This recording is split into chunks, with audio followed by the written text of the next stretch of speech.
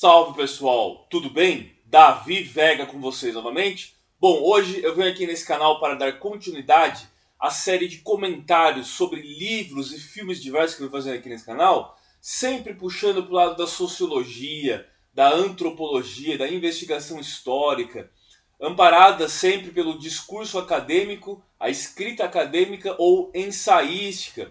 Porventura eu trago obras do universo da literatura e de outras áreas também, como do teatro, universo musical e também da sétima arte, o cinema, como naturalmente teremos hoje. Quero falar do grande filme épico, o épico de todos os épicos, né? Talvez foi considerado o maior filme já feito na história, que é o Lawrence da Arábia, um filme de 1962, dirigido pelo David Lean. David Lean que dirigiu esse grande filme, estrelado pelo Peter O'Toole.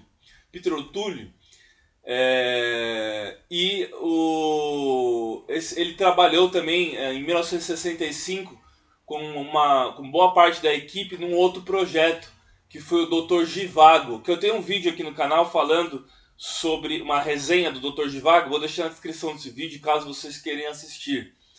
Ele trabalhou com o Omar Sharif no Lawrence da Arábia e no Dr. Zhivago também, e também com Alec Guinness. Alec Guinness que interpretou o Obi-Wan Kenobi.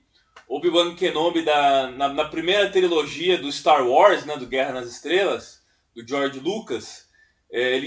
O Alec Guinness interpretou o Obi-Wan Kenobi, e no filme do Lawrence da Arábia de 1962 ele fez o Faisal, né, o grande Faisal, que era o monarca ali das tribos árabes que estavam lutando contra os turcos otomanos na Primeira Guerra Mundial. Já vamos falar da história do Lawrence da Arábia, do T.E. Lawrence, Thomas Edward Lawrence, conhecido como Ned para seus amigos mais íntimos, né?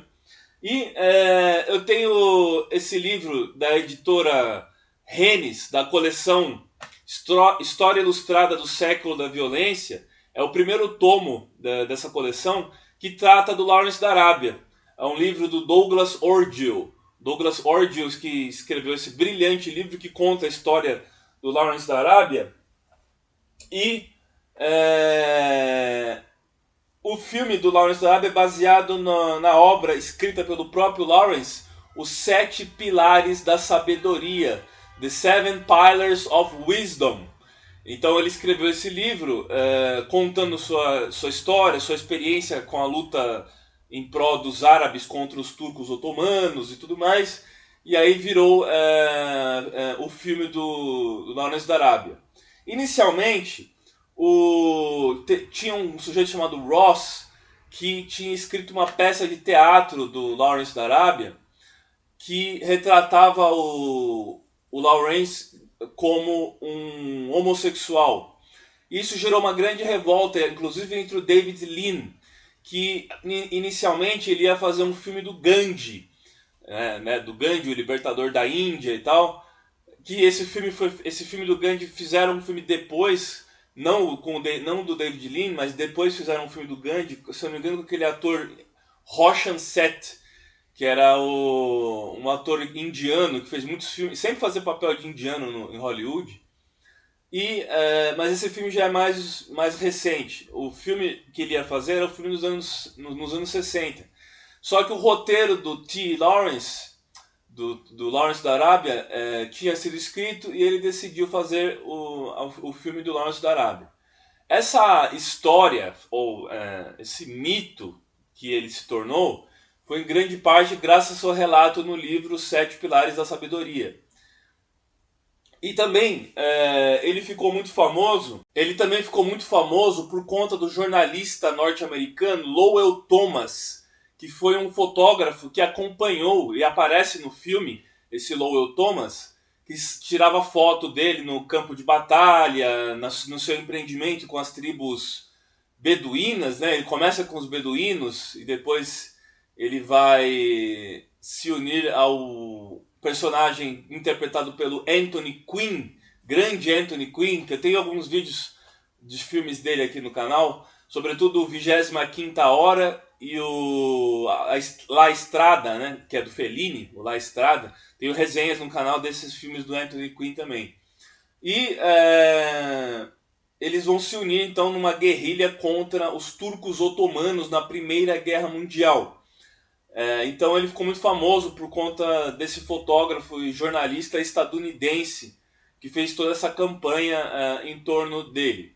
Bom, o Lawrence da Arábia nasceu em 1888 no Reino Unido e faleceu em 1935 por conta de um acidente de moto. Já vamos falar dessa história do que aconteceu com ele em 1935. Ele já estava muito famoso, já era uma lenda. Ele começa como sendo um tenente da Royal Air Force. Começou na Royal Air Force, mas depois ele tentou ingressar na artilharia, né, na artilharia do exército britânico, e depois ele foi um cartógrafo, né, desenhava mapas, né, no Oriente, quando ele esteve no Cairo. E ele faleceu em 1935, já sendo muito famoso por conta de um acidente de moto. Ele era um filho ilegítimo. Seu pai era um irlandês, descendente de irlandeses, que deixou a esposa e se juntou com a amante, que era a mãe do Lawrence da Arábia. E ele mudou seu sobrenome, escolheu praticamente seu sobrenome, Lawrence, que não era seu nome original. E para o T.E. Lawrence, para o Ned, essa história dele ser um filho ilegítimo era uma coisa que incomodava muito ele. Na biografia dele fala. E tem uma parte do filme que ele menciona isso, quando ele está conversando com o Omar Sharif. E aí ele menciona falando que era um problema para ele e tal, que ele era um filho, o pai dele não era casado com a mãe dele, e na verdade ele era um filho ilegítimo. Então ele tinha esse ressentimento. Bom, então vai mostrando tudo isso. O Ned Lawrence, ele era um arqueólogo também, e ele participou de várias expedições arqueológicas em torno de 1910 até o início da Primeira Guerra Mundial, em 1914. Ele também era um grande amante dos museus, ficava frequentando vários museus na Inglaterra, e ele também fez expedições para castelos medievais. Os castelos medievais que tinha por todo o Reino Unido e partes da França. Ele estudou isso na sua juventude, né? Ele estudou a fundo esses castelos medievais e ele escreveu várias coisas sobre arqueologia também. Ele gostava muito do Museu Ashmolean Museum em Oxford. Esse Ashmolean Museum em Oxford foi o que inspirou ele a seguir na carreira de arqueólogo e tal. E em 1914 ele esteve no Cairo, quando começa a Primeira Guerra Mundial. E aí é o início do filme. Depois o filme começa com a sua morte, mas depois vai contando a história dele. E aí ele está no Cairo e ele é enviado para tentar conter os avanços dos turcos na cidade de Medina. Medina é uma das cidades sagradas do profeta Mohammed. Era Meca e Medina. Em Meca é a cidade sagrada, mas Medina é uma das cidades sagradas também. E os turcos otomanos tinham invadido essa cidade. Os turcos otomanos tinham um exército muito superior em termos de tecnologia e tudo mais. E o Ned Lawrence é enviado para coordenar então essa guerrilha, uma guerra de guerrilha dos muçulmanos, dos árabes contra os muçulmanos, que também eram muçulmanos, né? Os turcos otomanos. Ele se tornou um personagem da série do jovem Indiana Jones, que estrelou em 1992 pela ABC. E ele se torna um amigo do Indiana Jones. É lógico que o Indiana Jones é um personagem fictício, mas ele se torna amigo do Indiana Jones. Eles trocam cartas, alguns episódios eles se encontram também. E eu lembro de um episódio de Versalhes, de 1919, quando termina a Primeira Guerra Mundial, que aparece o Lawrence da Arábia com o Faisal, o o Faisal dos árabes lá, reivindicando o seu direito de território para os colonialistas, imperialistas britânicos. Os britânicos lideraram então as guerrilhas contra os turcos otomanos, que eram inimigos deles, eram aliados da Alemanha, do Kaiser, do Wilhelm II, né, do Império Alemão e do Império Austro-Húngaro. Só que depois tudo isso se voltou contra eles. Ele foi amigo do Robert Graves, aquele grande escritor britânico que lutou também na Primeira Guerra Mundial. Também era uma pessoa muito próxima do Winston Churchill, que foi um herói da Primeira Guerra Mundial, Winston Churchill, e depois vai ser o primeiro-ministro durante a Segunda Guerra Mundial, e também do Bernard Shaw. Bom, os árabes chamavam ele de Aurens, ou El Aurens, porque não conseguiam mencionar direito Lawrence, então ficou El Aurens. Ao mesmo tempo que a pré-produção do filme foi feita pelo esse Hattingen, então eles iam naquela altura fazer um papel principal em Ross com o ator Dirk Bogarde, né? Ele foi escolhido então foi o Peter O'Toole escolhido então para interpretar o Ned Lawrence, né?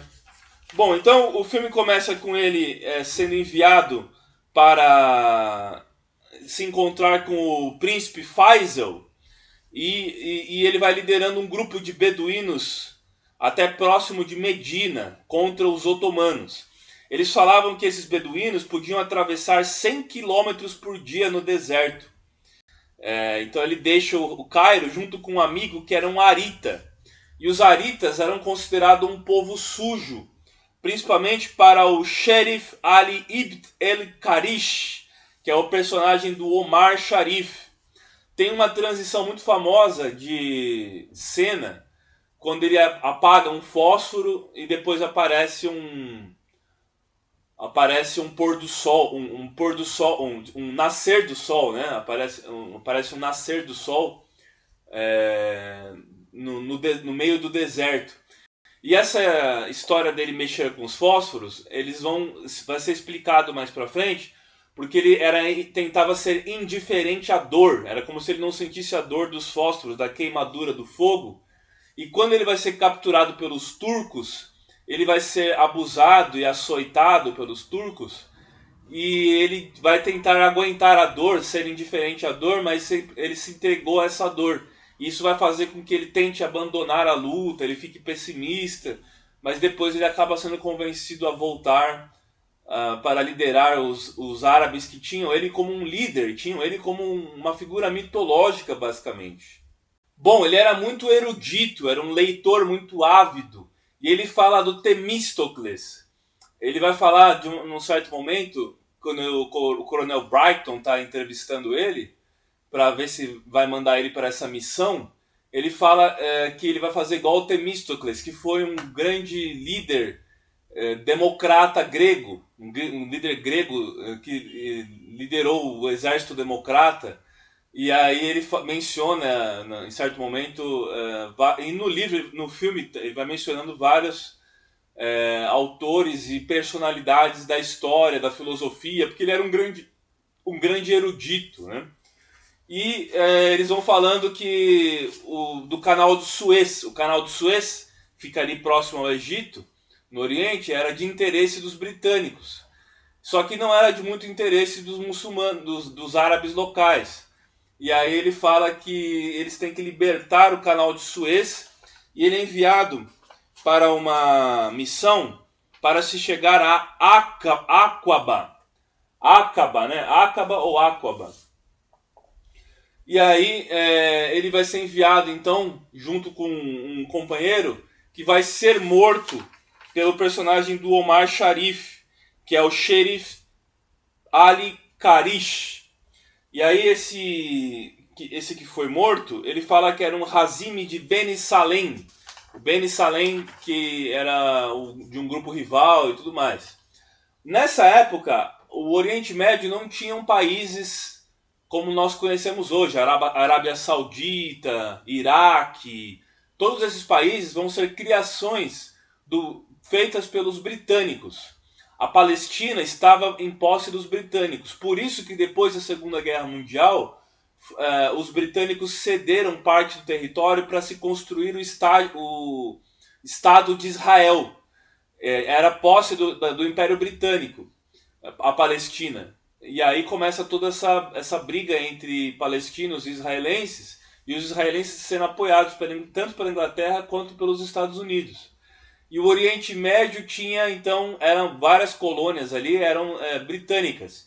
Tinha a Persian Oil Company, a empresa de petróleo pérsico, né, a Persian Oil Company, que era muito usada pelos britânicos na exploração de petróleo da região. E aquelas regiões ali, como o Kuwait, por exemplo, são grandes produtores de petróleo. E nessa época, os turcos otomanos, que o Império Otomano existe desde a Idade Média, eles vinham invadindo toda aquela região. Tanto que, por exemplo, o Líbano, que era uma colônia francesa, e a Síria também, que parte da Síria era francesa e parte da Síria era britânica, as pessoas nascidas nesses países tinham o passaporte turco, o passaporte otomano. E muitos deles vieram para o Brasil. O Brasil tem uma grande comunidade de imigrantes muçulmanos, principalmente do Líbano e da Síria. E os brasileiros chamam eles de turco, até hoje, chamam todos eles de turco, né? Por conta deles entrarem no Brasil com o passaporte turco-otomano. Mas eles não eram turcos de verdade, eles eram libaneses, descendentes dos fenícios, alguns descendentes dos persas em outras regiões, tinham os babilônicos, que não necessariamente são árabes, né? Os árabes mesmo são palestinos, são de outras regiões. E aí, o Irã, por exemplo, eles não são árabes, eles são descendentes dos persas, do Império Aquemênida.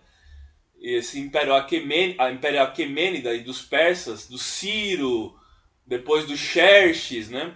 E tudo mais. Então, etnicamente, eles são todos muçulmanos, mas etnicamente eles são bem diferentes. E eu tenho um vídeo falando sobre os muçulmanos, sobre o islamismo. Vou deixar na descrição desse vídeo o link para vocês assistirem essa videoaula que eu comento sobre o islamismo, que vale muito a pena vocês conferirem a diferença dos xiitas para os sunitas e tudo mais. Eu explico nesse vídeo tudo isso. E o Lawrence da Arábia, então, vai organizar todas essas guerrilhas árabes contra os turcos otomanos. Mas os turcos otomanos, apoiados pela Alemanha, eles tinham um exército moderno, eles tinham aviões, tinham artilharia, tinham metralhadoras de última geração. Então eles eram muito bem equipados, e o exército dos árabes, eles só tinham as suas cimitarras e garruchas velhas, né?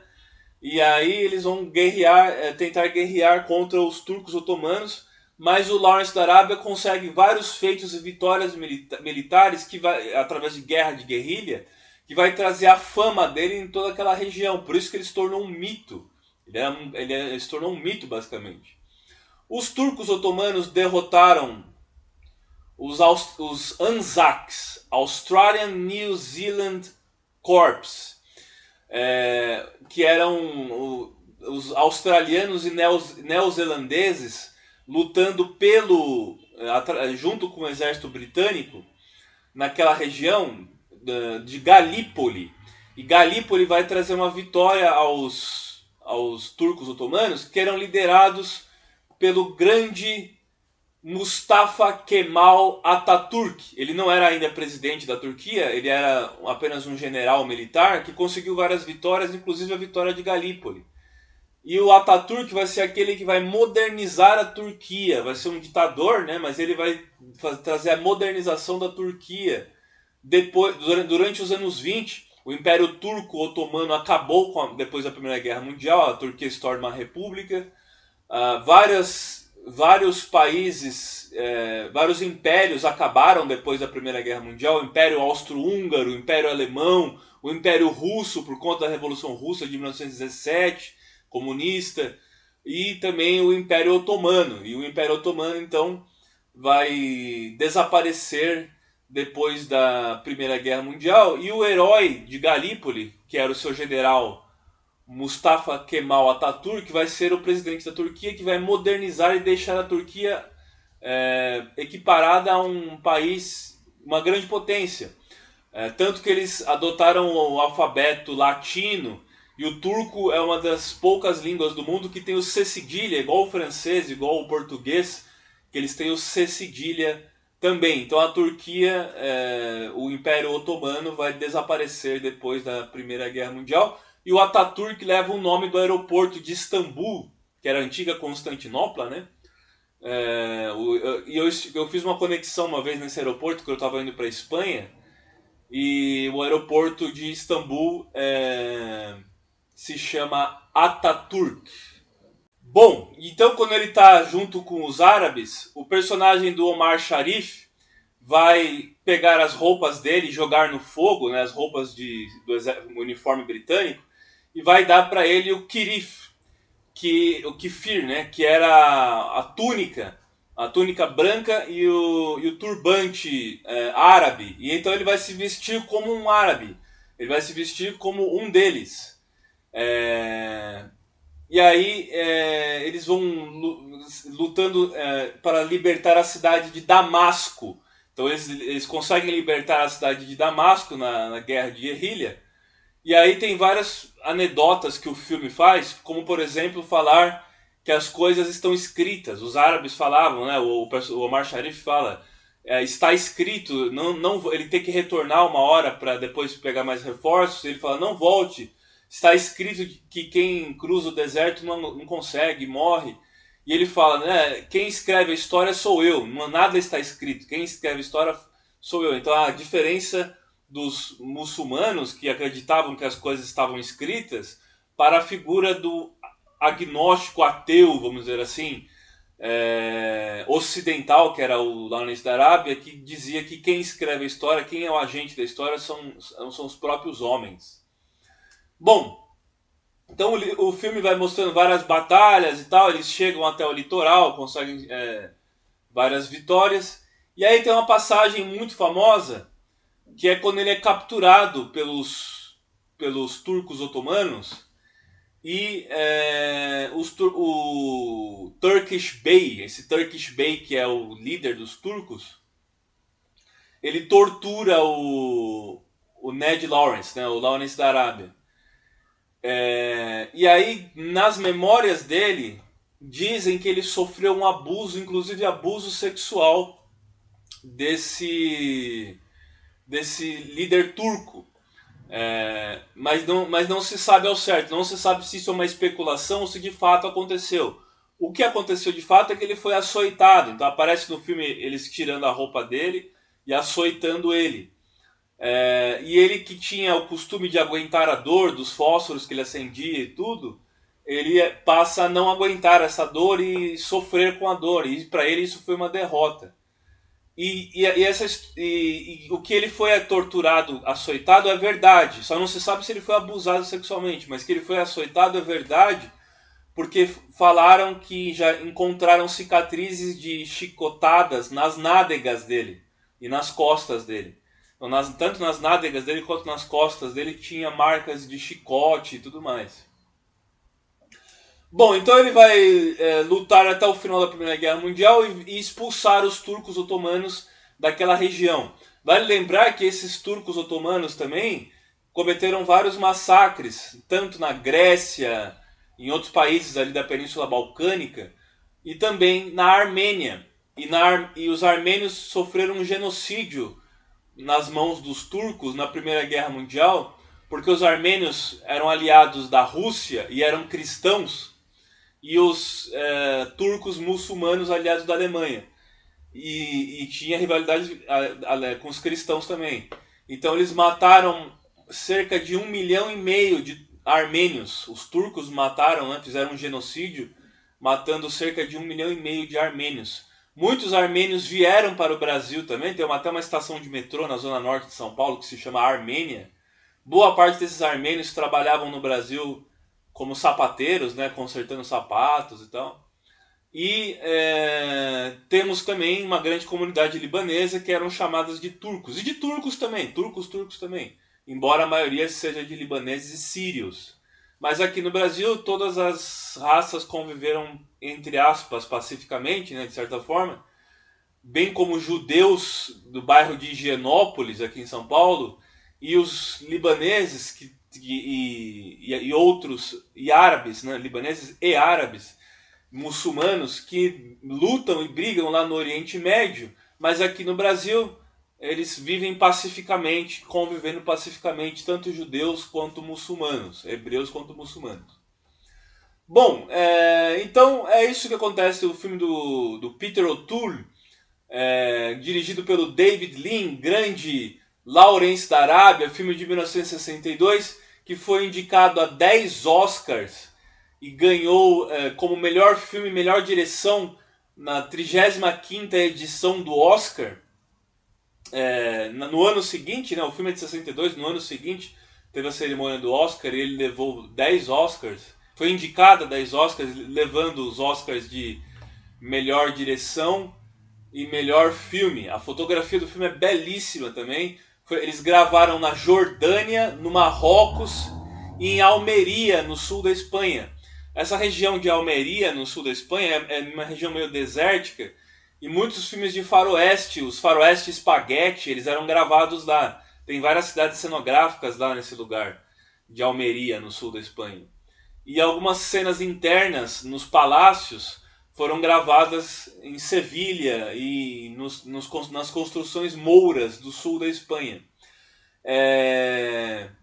Tem uma parte que o príncipe Faisal, que é interpretado pelo Alec Guinness, ele fala: o califado de Córdoba, muito antes de Londres, já era iluminado, né? Nós iluminávamos o califado de Córdoba muito antes de surgir a luz elétrica e que iluminou Paris e Londres. E aí ele responde para ele: vocês realmente tiveram um grande império, né? E de fato eles tiveram um grande império. Tinha o matemático Avicena, o Averroes, tinha o império que tinha capital em Bagdá, no Iraque, os califados. Então eles foram, por 9 séculos, praticamente 9 séculos, os árabes foram uma grande potência, que depois foi decaindo depois de 1492, com a reconquista da Península Ibérica e tal, mas isso daí já é uma outra história, tá certo? Bom, depois da Primeira Guerra Mundial, o Ned Lawrence, o T.E. Lawrence, o Lawrence da Arábia, recusou o título de Sir pelo rei George V, né? O rei George V queria dar o título de Sir para ele recusou.